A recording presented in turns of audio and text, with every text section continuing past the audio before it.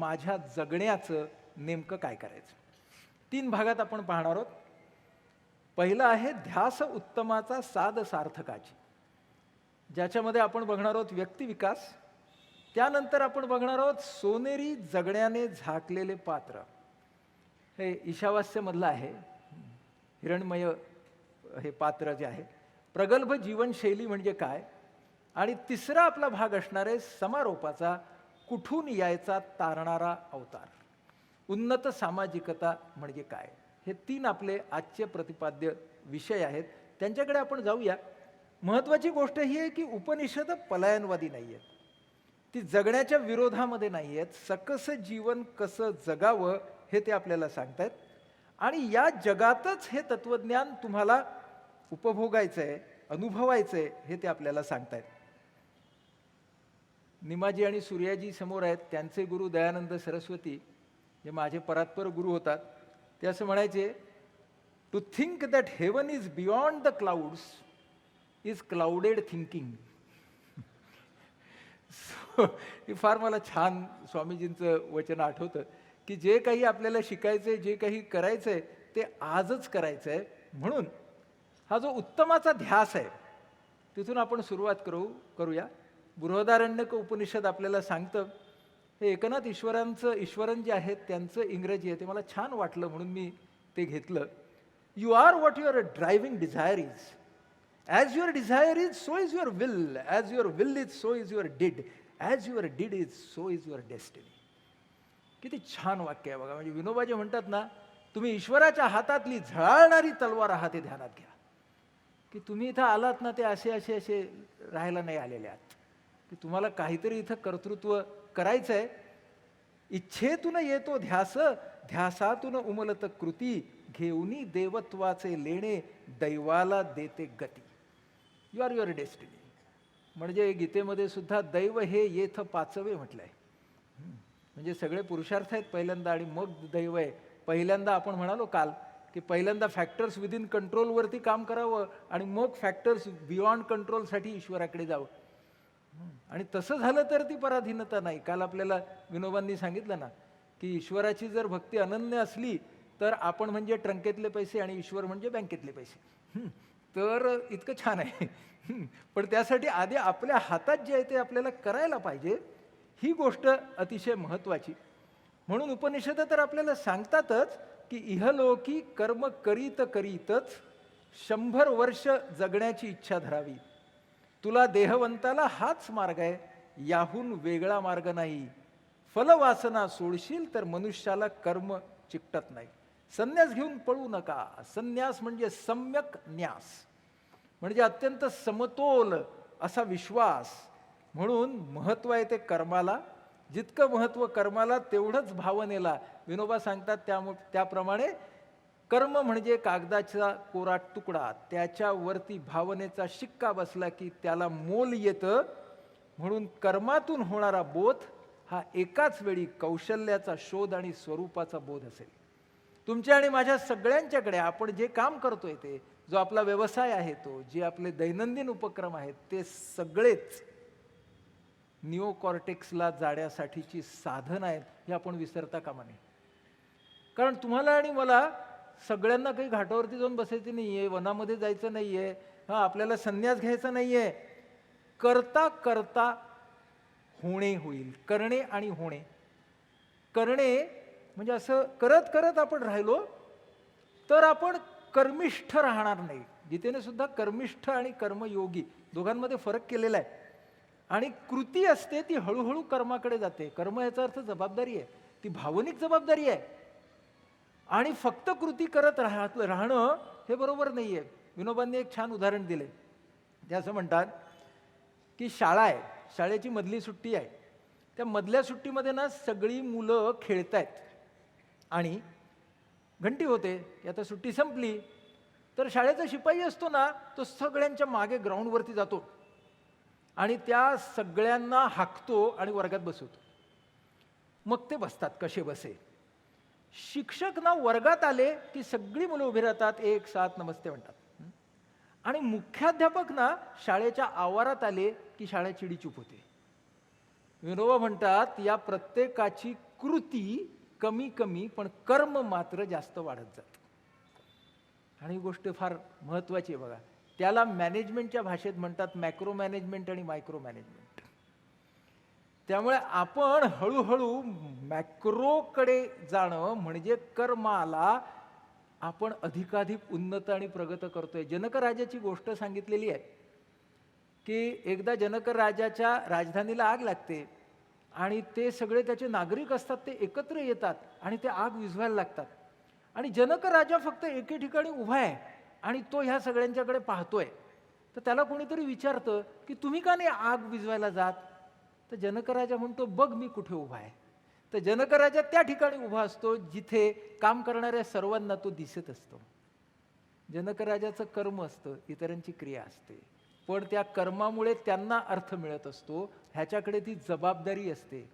ती कर्माबरोबर येणारी जबाबदारी ही त्या कृतीला वेगळं परिमाण देते, हे आपल्याला लक्षात ठेवूया. आणि फलवासना सोडशील तर मनुष्याला कर्म चिकटत नाही. नंतर आपण येऊया याच्याकडे, हे काय आहे. आपण कर्म आणि अकर्म आज घेणार आहोत. इन परस्यूट ऑफ एक्सलन्स हे आपल्याला कसं बसवता येईल. पण ह्याच्यामध्ये महत्त्वाचं काय बघा, तुमच्या आणि माझ्यासाठी wish for results is okay. तुम्ही आणि मी सामान्य माणसं होतो. आम्ही जेव्हा काम करतो तेव्हा त्याच्यातून आम्हाला काहीतरी मिळावं अशी अपेक्षा असणं हे काही चुकीचं नाही आहे. But don't insist and demand for results. ती एकदा आसक्ती निर्माण झाली की काय होतं, हे असं असं मला व्हायलाच पाहिजेच असा च लागला ना की मग काय होतं, येन केन प्रकार येणं. मग कोणत्याही पद्धतीने मला तिकडे जायचंय, मग साधन शुचिता जाते, मग माणसं काहीही तडजोड करायला तयार होतात. म्हणून महत्वाची गोष्ट त्यातली काय, फोकस ऑन एफर्ट्स. म्हणून आपल्याला उपनिषद सुद्धा तेच सांगतात की वेगळा मार्ग नाहीये, कर्म करायचीच आहेत. Focus on the process. प्रक्रियेवरती पूर्णपणे लक्ष द्या, त्याच्यात भावना घाला, ते उत्तम करा. फलविचार ठेवा. पण फलविचार हा कॅनव्हास आहे, फलविचार हे पेंटिंग नाही. पेंटिंग आहे ते एफर्ट्स आहेत आपले, ते लक्षात ठेवा. हे आपल्याला हे सांगतायत. म्हणूनच ध्यास पाहिजे, काम उत्तम झालं पाहिजे, ते करताना ध्यान असलंच पाहिजे, चित्ताची पूर्ण एकाग्रता असली पाहिजे. ध्यानाशिवाय हे होणार नाही. म्हणजे ध्यानपूर्वक करणं ही गोष्ट फार आवश्यक आहे. जगात ज्या कोणाला महत्ता प्राप्त होते ती ध्यानामुळेच प्राप्त होते.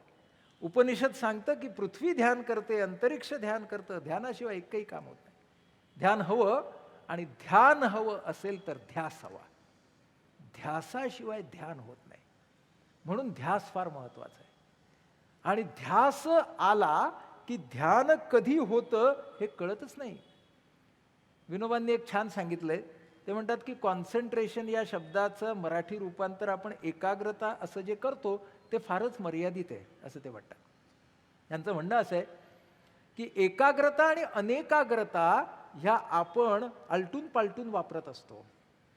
म्हणजे थत्ते सरांसारखे सर्जन जेव्हा सर्जरी करत असतात तेव्हा ज्या ठिकाणावरती ते सर्जरी करत असतात त्या ठिकाणावरती ते एकाग्र असतात. पण त्याच वेळेला त्यांना ॲनेस्थेटिस्ट काय करतोय, आजूबाजूच्या थिएटरमध्ये काय चाललंय, मला नंतर 10 मिनिटांनी कुठलं इन्स्ट्रुमेंट लागणार आहे, ही अनेकाग्रता सुद्धा असते. आणि माणूस हा नेहमी एकाग्रता अनेकाग्रता असा जितका चांगला फिरेल तितकं त्याचं ध्यान चांगलं लागेल.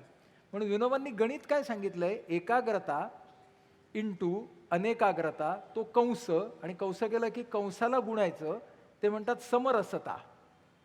समरसता असेल तर तुमची एकाग्रता अनेकाग्रतेची शिफ्ट खूप चांगली होईल.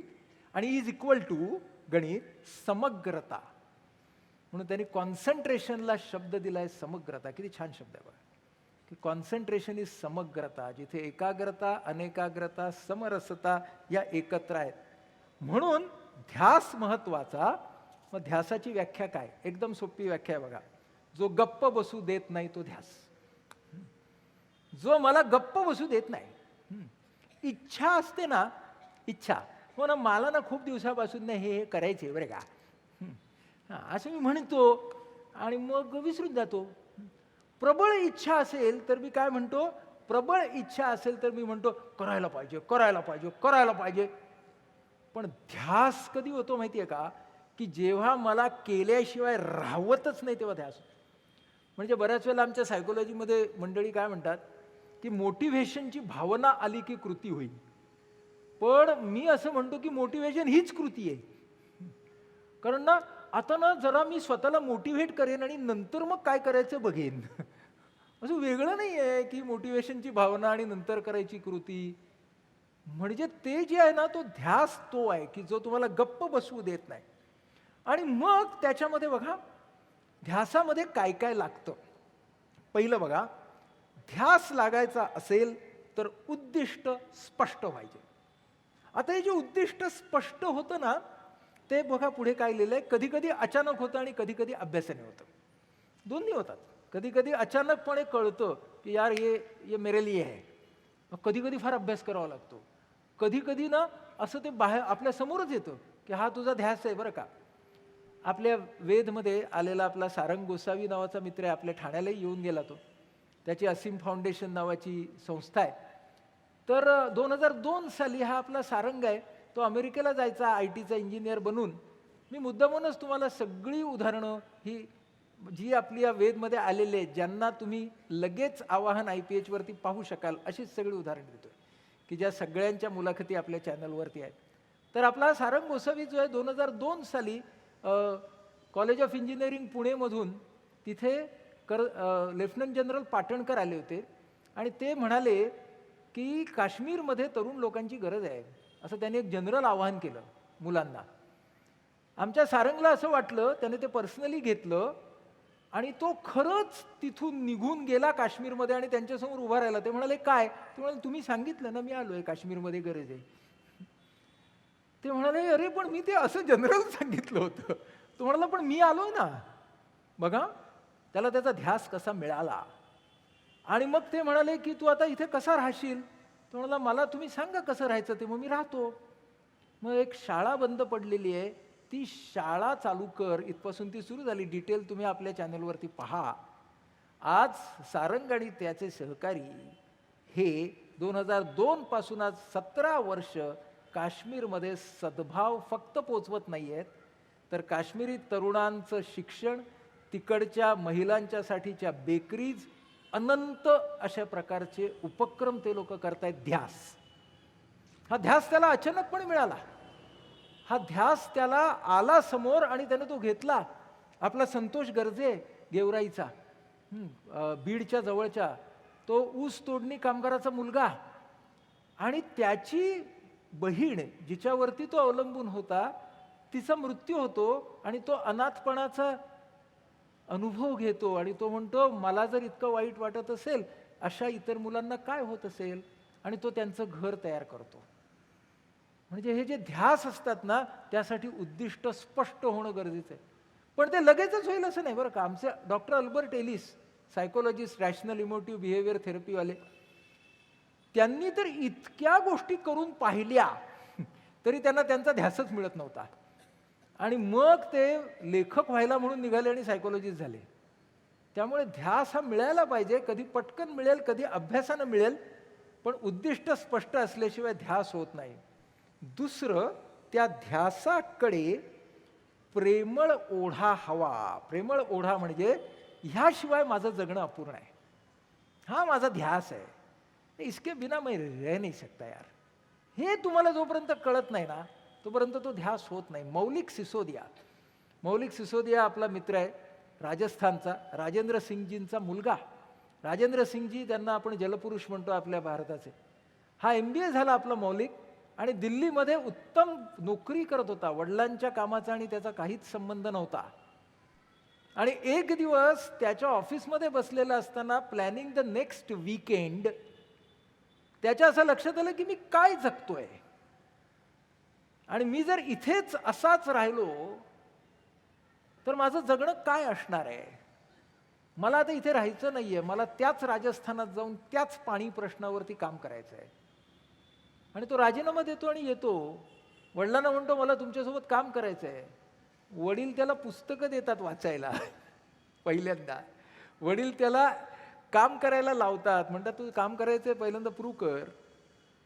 पण मी मौलिकला विचारलं की तू हे का बरं केलंस, त्याची मुलाखत आपल्या वेदच्या चॅनलवरती आहे आणि आज त्याचं नाव सगळीकडे आहे.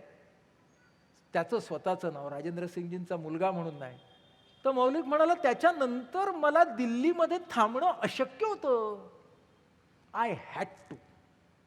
That I had to is a very important point.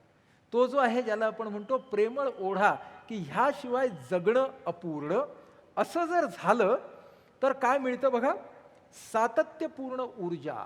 ध्यासासाठी महत्वाची. तुमचं आणि माझं जे उत्साह आणि थकवा याचं समीकरण असतं ते ज्यांना ध्यास मिळाला त्यांच्यासाठी नसतं. गीताई लिहिणारे विनोबा, गीता रहस्य लिहिणारे लोकमान्य. लोकमान्यांनी कशा पद्धतीत गीता रहस्य लिहिलं, मंडालेलं होते, तुरुंगात होते आणि तिकडे वातावरण अतिशय वर खाली होणारं, तपमान, त्यांना ठेवलं होतं लाकडाच्या आजूबाजूला, ती जी सेल होती त्याच्यामध्ये. म्हणजे निघाले तिकडून लोकमान्य. नंतर 1922 साली सुभाषबाबूंना राजद्रोहाच्याच खाली अटक झाली आणि ते जेव्हा मंडालेला गेले तिथून सुभाषबाबूंनी लिहून ठेवलंय की या अशा परिस्थितीत या माणसाने गीता रहस्य कसं लिहिलं, हे मला ती कोठडी जेव्हा प्रत्यक्ष बघितली तेव्हा मी आश्चर्य केलं. असं सुभाषबाबूंनी लिहून ठेवलं. म्हणजे त्यामध्ये ह्या मंडळींनी कसा काय हा उत्साह ठेवला असेल, तो ध्यास असल्याशिवाय झाला नाही. लोकमान्यांनी तर लिहून ठेवलंय की त्यांना तत्वज्ञानातल्या जटिल प्रश्नाची उकल जेव्हा यायची तेव्हा त्या आनंदात त्यांना झोप लागायची नाही आणि असे प्रसंग बहुतेक वेळा तुरुंगात यायची. हे द मिसिंग कारिका इन सांख्य, हे जे लोकमान्यांचं हे आहे त्याची त्यांना तुरुंगातच. म्हणजे मला तर नंतर नंतर असं वाटतं की आपली जी त्या काळातले सगळे मोठे राष्ट्रनेते होते ना, ते बहुतेक काही काळानंतर खूप दिवस झाले तुरुंगात कसे गेलो नाही असं स्वतःशी म्हणत असणार. कारण या सगळ्या मंडळींनी तुरुंगामध्ये ग्रेट कामं केली तो, कारण त्यांना ध्यास होता ना. तेव्हा थकवा आणि उत्साह यांचा सराव आणि सराव याचं समीकरण अगदी वेगळं होतं. आणि खाली ध्यास कधी म्हणायचा, आवडीनं विनाविलंब अभ्यास आणि सराव. आवडीनं विनाविलंब. मी खूप साऱ्या ॲथलीट्स बरोबर काम करतो आणि माझी सगळी जी ॲथलीट मुलं आहेत ना त्यांच्याकडून मी हे शिकतो की ते ना 4 वाजता 5 वाजता निघतात, माहिती आहे ना, कोर्टवरती जातात, कुणी शूटिंग रेंजवरती जातो. आणि त्यांना त्यावेळेला मी आईबाबांना विचारतो, काय हो काय असतं, किती वाजता उठतो? प्रॅक्टिसला जायला ना उठवावंच लागत नाही, 4 वाजता उठतो. मी म्हणतो फर्स्ट क्लास, ध्यास आहे. हां, हे ध्यासाची कन्फर्मेटरी टेस्ट आहे, ही ध्यासाची लिटमस टेस्ट आहे की माणसं ज्या वेळेला उठायची त्या वेळेला कुणीही न सांगता उठतात आणि मग ते सराव करतात. मग माझी जी प्लेयर मुलं आहेत ना, त्यांच्या परीक्षा असतात. मग मी त्यांना विचारतो की अरे कधी येतं, तुम्ही अभ्यास कधी करणार? ते म्हणतात सर जाता येता ट्रेनमध्ये करू. दॅट इज ध्यास. जाता येता ट्रेनमध्ये करू. हा जो ध्यास आहे ना तो माणसाला जेव्हा मिळतो तो फार महत्वाचं असतं. म्हणून आता बघा 1 2 3 4 लागतोच शेवटी आपल्याला. ध्यास कसा ओळखावा. म्हणजे एखाद्याला ध्यास आहे तर तुम्ही मला नेहमीच विचारणार ना, एवढं सगळं सांगितलं, गोष्टी छान सांगता, पण 1 2 3 4 सांगा. तर 1 2 3 4 बघा, ध्यास कसा ओळखावा. नंबर 1, आत्मसात करण्याची गती. जर पटकन ग्रास्पिंग होत असेल तर तो ध्यास असण्याची शक्यता आहे. दुसरी गोष्ट बघा, सहजता. इट्स नॉट ओनली ग्रास्पिंग, पण त्यामध्ये किती सहजपणे ते तुम्हाला येतं तर तो ध्यास होऊ शकतो. तन्मयता, की जे करताना हे करतोय असं जाणवतच नाही, करतानाचा आनंद. एकरूपता, की करताना मी इतकं ते करतोय ते कधी होतंय मला कळत नाही. अविचल असं सातत्य, की हे मला करायला ना, आता हे आलंय रे बाबा, आता काहीतरी कर रे बाबा, हे सांगायला लागत. ते सांगायला लागलं की ध्यास नाही. तपासून बघायचं, हा ध्यास नाही, कुठेतरी ध्यासात कमी पडतोय. आणि विस्तारातून विकास. म्हणजे अभ्यास करायला लागलो ना तर आपल्याला वाटतं अरे हे नाही येते, हे नाही येते, अरे हे पुस्तक रिफर करूया, इकडे जाऊया, हे वाटायला पाहिजे. कारण तो ध्यासाचा विस्तार जो होतो तो आपल्याला विकासाकडे घेऊन जातो. हे जर असेल तर तो ध्यास आहे असे समजावे. आणि मग जेव्हा ध्यास व्हायला लागतो तेव्हा 3 गोष्टी घडतात बघा. Dependence on external triggers gradually comes down. आता तुम्ही कॉर्टिकलकडनं निओ कॉर्टिकलकडे जायला सुरू झाले. हा प्रवास झाला भावनांचा. बाह्य घटकांमुळे मिळणारी ऊर्जा आता हळूहळू कमी व्हायला लागते. मला बक्षीस मिळालं पाहिजे, मला लोकांनी छान म्हटलं पाहिजे, मी कॉम्पिटिशन जिंकायला पाहिजे, असं आता माझे ॲथलीट्स मग म्हणतच नाहीत. ते म्हणतात सर धमाल येते, जाणार पुढं. हे फार महत्त्वाची गोष्ट आहे. Process emotions start taking over. प्रक्रियेतल्या भावना करायला इतकी मजा येते ना. माझा 10वीतला एक शूटर आहे ज्याच्याबरोबर मी काम करतो. परवाच त्याने एशियन चॅम्पियनशिप घेतली. तर त्याचा मी बोलत होतो की अरे शूटिंगमध्ये काय असतं, रिपिटेटिव्ह असतं ना, तेच टार्गेट, तीच गन तुम्हाला सारखं सारखं करायचं असतं. तर ना मी त्याला शिकवतो की तू रिपिटिशन जरी असलं तरी एव्हरी शॉट इज न्यू. तर आता ते त्याला कळायला लागलं बरं का. आणि त्याने स्वतःच्या मनाशी काय सांगितलं आता, तुम्हाला सर मला आयडिया कळली. म्हटलं सांग. तर मी असं म्हणतो, every breath is new so every shot is new. 9वीतला मुलगा आहे. प्रत्येक श्वास नवीन आहे तसं प्रत्येक शॉट नवीन आहे. क्या बात आहे. म्हणजे आता त्याचं काय झालं, प्रोसेस इमोशन्स. आणि प्रोसेस इमोशन्स आल्या की परफॉर्मन्स वाढतो, कमी नाही होत. Outcome thinking remains a frame not the picture. फलविचाराची फक्त चौकट होते. की आता आउटकम मला मिळत नाही असं नाही, शेवटी त्याला लक्ष ठेवायचं आहे, काय स्कोर आहे, प्रतिस्पर्धी कुठे आहे, मी कुठे आहे. पण या फलविचाराची फक्त चौकट राहणं ही गोष्ट फार महत्वाची आहे. आणि तिथं त्या माणसाला लय सापडते. लय, कृती आणि वर्तन प्रवाही बनू लागतं. लय सापडणं फार महत्वाचं. म्हणजे मला आठवतंय, मी 8वी 9वीत असताना टेबल चांगला वाजवायचो, डायनिंग टेबल. म्हणून माझ्या आईवडिलांना असं वाटलं की मला तबला शिकवावा. असंच बहुतेक पालकांना वाटतं. तसं माझ्या पालकांनाही वाटलं. मग त्याने मला तबल्याच्या क्लासला टाकलं. आणि ते गुरुजी घरी यायला लागले आणि ते मला असे ते चाट असते ते ठेवायचं आणि ना ना ना ना ना. आणि आमचे सर जरा जुन्या वळणाचे होते. ते 50 वेळा ना ना, 100 वेळा ना ना. मग माझं काय व्हायचं, इथेही ना ना ना आणि इथेही ना ना ना असं चालवायचं. कारण रिपिटेशन ना ना ना ना ना. आणि काय झालं मला माहित नाही हो. एक दिवशी मी असा रिपिटेशन करत होतो आणि एकदम काय बेटी बोट काय झाली माहित नाही, एकदम ना दिन दिन ना दिन दिन ना. आईला कोणाची बोट ही. लय सापडली. आणि मला आठवते की त्या दिवशी माझ्या तबला शिकायला सुरुवात झाली. त्याच्या आधी it was only repetition. The moment I got rhythm there was no repetition. आणि मग मला एकदम कळायला लागलं, यार हा ताल आहे, ही लय आहे. आणि मग त्या प्रॅक्टिसमध्ये जशी त्या माझ्या मुलाला मजा यायला लागली ना, तशी मला तबला शिकायला मजा यायला लागली. म्हणून थोरोचं फार सुंदर वाक्य आहे बघा, it's not enough to be busy, so are the ants. The question is what are you so busy about. तुम्ही कशासाठी एवढे बिझी आहात हा प्रश्न महत्वाचा. आणि त्या प्रश्नाचं उत्तर आपल्याला आलं की बघा काय होतं, विचार, वर्तन, भावना आणि शरीर ह्याच्यामध्ये रिदम येतो. आणि हा रिदम जो असतो मात्र हा माणसाला त्याच्या त्याच्या कर्मामध्ये शोधायला लागतो. सोपं एकदम, फार कठीण नाही. सगळी पुरुष मंडळी जेव्हा केस कापायला न्हाव्याकडे जातात, तर त्या वेळेला जो न्हावी असतो की नाही, त्याच्या एका हातात कात्री असते, दुसऱ्या हातात कंगवा असतो.